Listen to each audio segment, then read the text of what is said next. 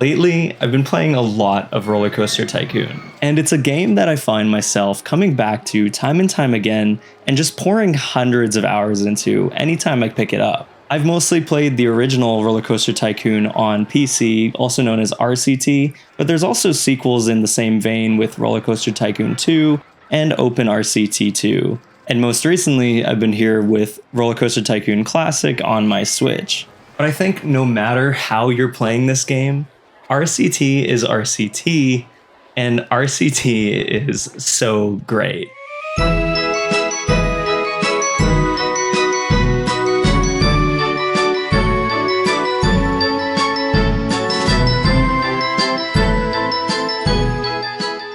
With this recent kick I've been on, I wanted to get a bit into what makes this game so nostalgic for me and why I feel like it's truly a timeless classic. See, this thing really just showed up for me one day. Back in the 2000s, there were these marketing campaigns where PC games were being bundled in cereal boxes of all things, so your pack of Cheerios or whatever would have a random game, usually something boring like Monopoly, and you'd still pop it in your PC because, hey, it's a free game. But eventually, loads of people got exposed to RCT through these cereal boxes, and given it was already a bit older by the time I played it, I probably never would have gotten a chance to try the game without it. Many of those cereal box games would come and go, but RCT would always stick around, and I'd have it installed on basically every PC I owned for nearly a decade. I'd use that old disc as long as I could, but eventually my computers just didn't have disk drives anymore, and moved to the Steam versions that came bundled with the game's expansion packs. I'm pretty sure most people consider the second game to be better, but it really doesn't matter how you play RCT because all the games are built off of effectively the bones of the original release. So even though I'll mostly be using footage of the Switch port in this video, everything I'm saying here is applying to my personal memories playing the original RCT, as well as my experience playing all of the classic 2D RCT games up to today. A bit of backstory out of the way, let's get right to it.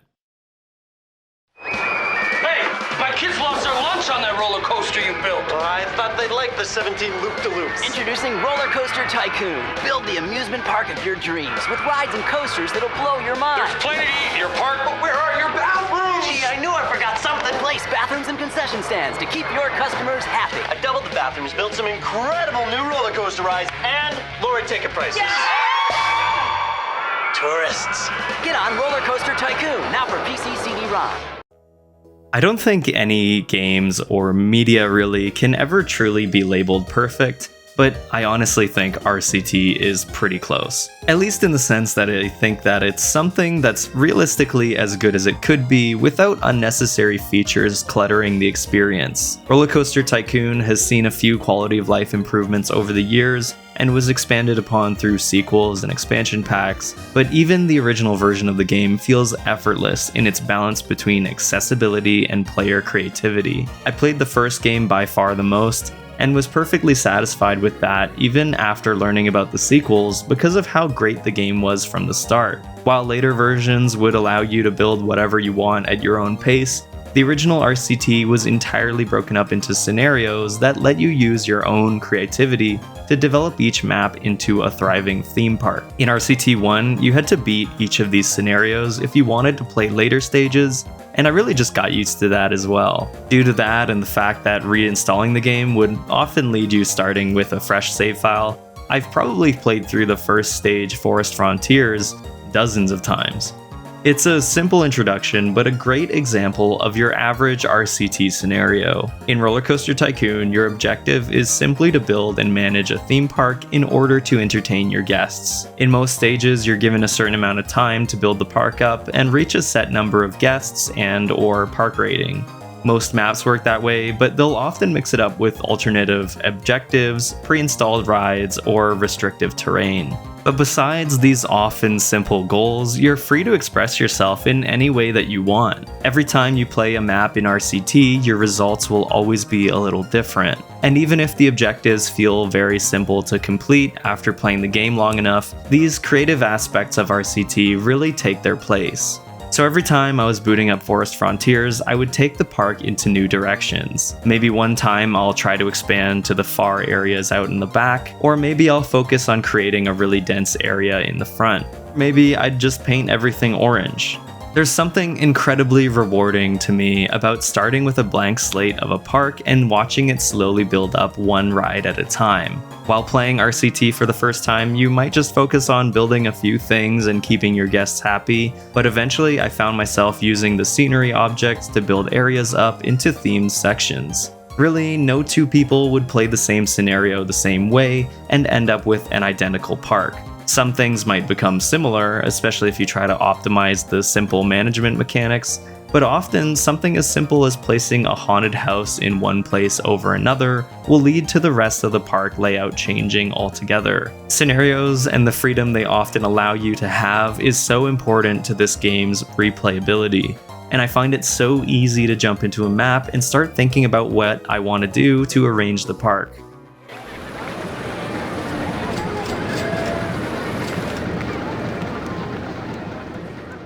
I found near endless solutions to create interesting and fun parks, and that really continues on through the rest of the game and the heaps of expansion material released afterward. I haven't had as much experience with the RCT2 rides and maps, but the majority of the content was mixed into the original game when it was released in RollerCoaster Tycoon Classic. It's been a really interesting way to play these games again, even if the version on Switch I've played does have some bugs and inconsistencies. I found myself missing some of the original graphics from the first game while playing this one, though in the long run it doesn't make a real difference. Honestly, all of these changes are a fair trade-off for the ability to change the game speed.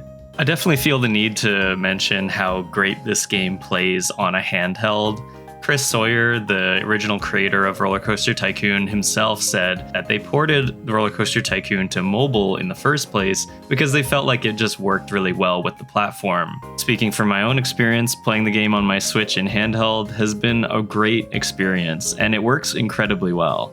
So much so that when I'm playing the game on Switch in handheld form, the mixture of touch controls with controller inputs actually feels the best, even compared to the mouse controls from the original game.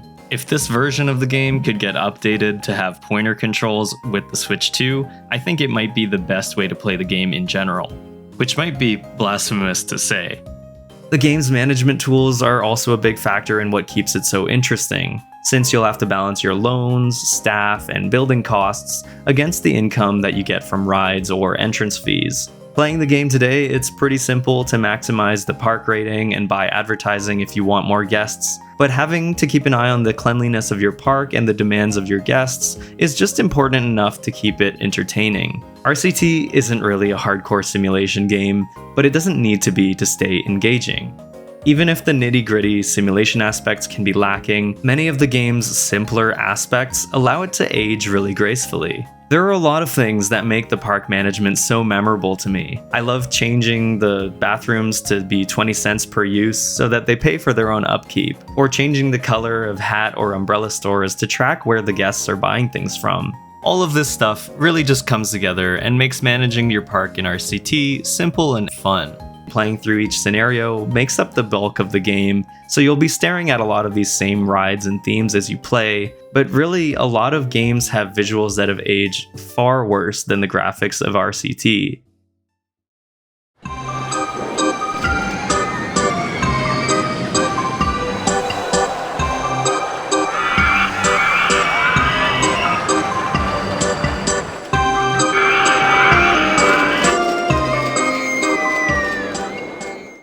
There are so many things in RollerCoaster Tycoon that have basically etched themselves permanently into my brain. Something as simple as the gears grinding when you boot up the game, or at least on the original PC version, really gets me nostalgic right away. The intro music is a simple, charming song, but it captures the entire vibe of the game. RCT obviously has a deep love for roller coasters and theme parks, but the graphics and attention to detail come with such distinct charm that really feels timeless. Released in the late 90s, the game is entirely built off of 2D sprites, some of which I believe are pixelated 3D models, which was common practice at the time. But because of that though, I think many of the objects and graphics in RollerCoaster Tycoon have become iconic as time has gone on. Guests in RCT have so much care taken to them and come with dozens of little animations and details. I love the sounds of guests coming down a slope on a coaster, or the little hop and cheer they do when exiting a ride they liked.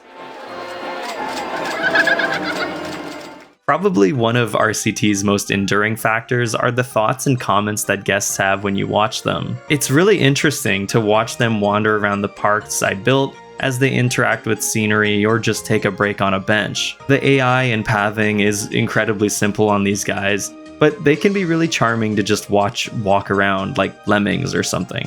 The fact that there can be thousands of guests at a time and any of them can be assigned a name and pinned for notifications is just another detail that makes RCT entertaining. If you're bored or just waiting for time to pass, you can grab a random guest and just keep an eye on them, getting notified when they go to certain rides in the park. The guests are really great, until they leave piles of puke outside your newest roller coaster. Nearly all of the sprite work in RollerCoaster Tycoon, though, has aged like wine. From the trees to the merry-go-rounds, I find the isometric design of RCT to be just satisfying to look at. After you build a densely packed park, watching the guests and rides all move in unison is like a cool Where's Waldo book. To be fair, the isometric structure of RCT can sometimes lead things to become too confusing and make it difficult to build things, but after all these years, I've come to really appreciate the beauty of just watching these parks move. Oftentimes, I would try to pack my rides and paths as tightly as I could in order to create these intricate little scenes full of rides and guests. Eventually, the theming, terrain, and rides almost feel like you're making a diorama instead of a park, where the visual design is more important than any of the simulation aspects. The variety in terrains also managed to keep RCT visually interesting. Maps that feature a giant lake or a specific theme would add spice to new scenarios and give you some new ideas to create your own interesting parks and rides. The environments you're playing in often can offer a lot of inspiration, and you can take that into the game's track designer.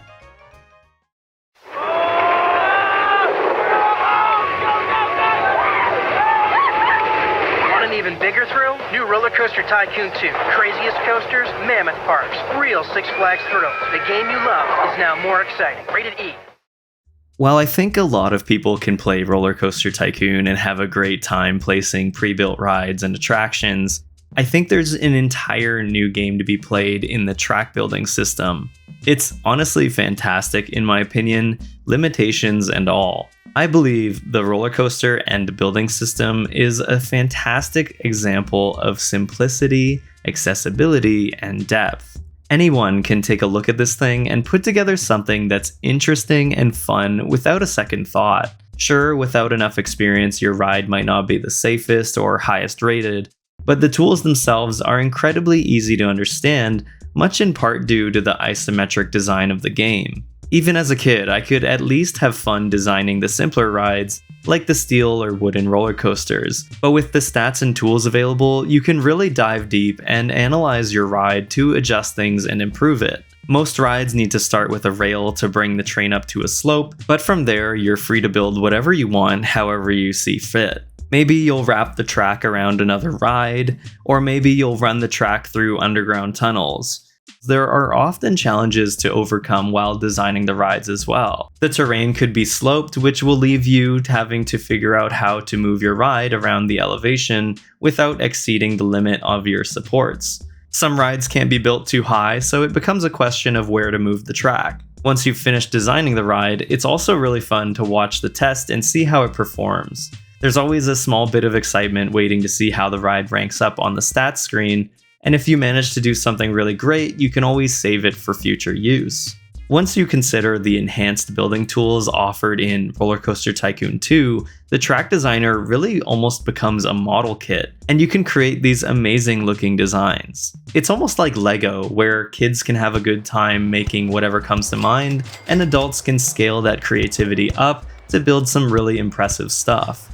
I've spent an incredible amount of time putting tracks together and then decorating and theming them to match whatever vision I had for the park. And where limitations certainly exist for the building systems in RCT, I find that they're often riding a line between allowing creative designs to exist without overly complicating the mechanics.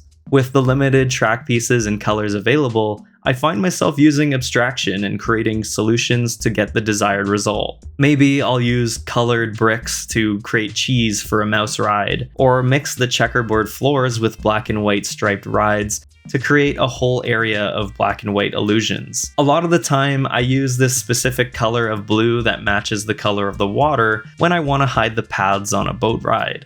Having a good grasp over the design tools in RCT can make the game a lot more fun, but sometimes things can go in unexpected ways.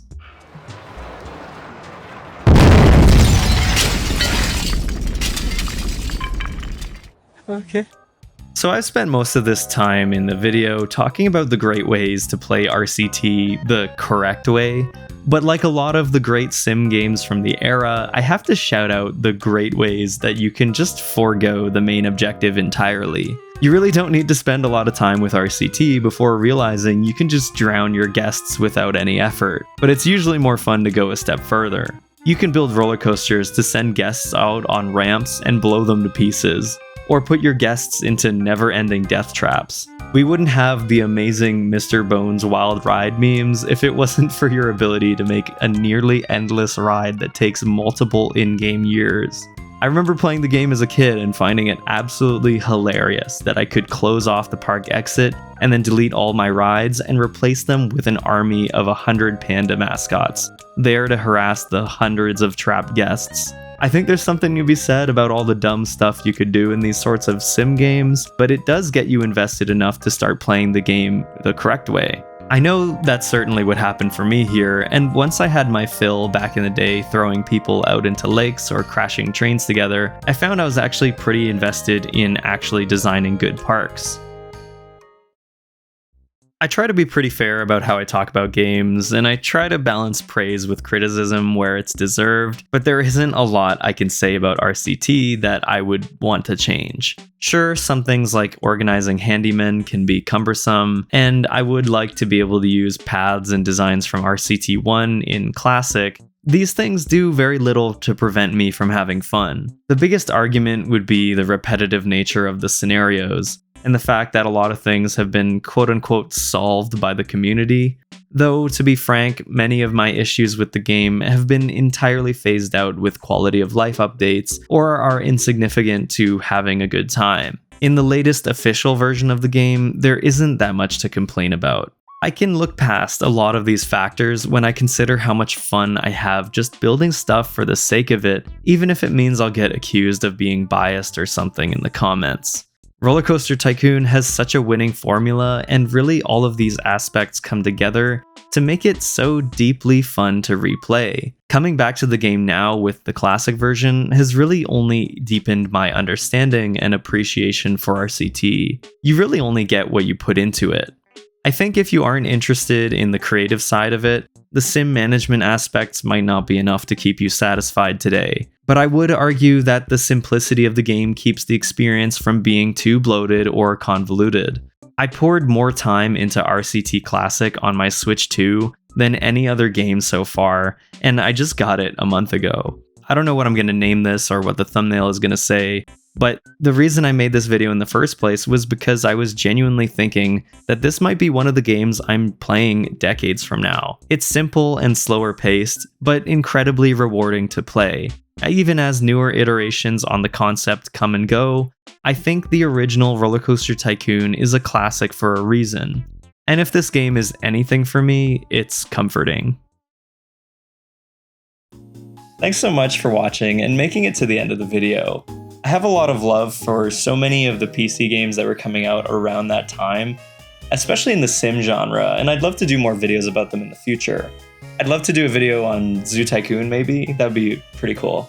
For now though, I'd love to hear from you what you think about the original RollerCoaster Tycoon and if you played it when it first released. For myself, I picked it up in that sort of cereal box era, so I was a little later to it.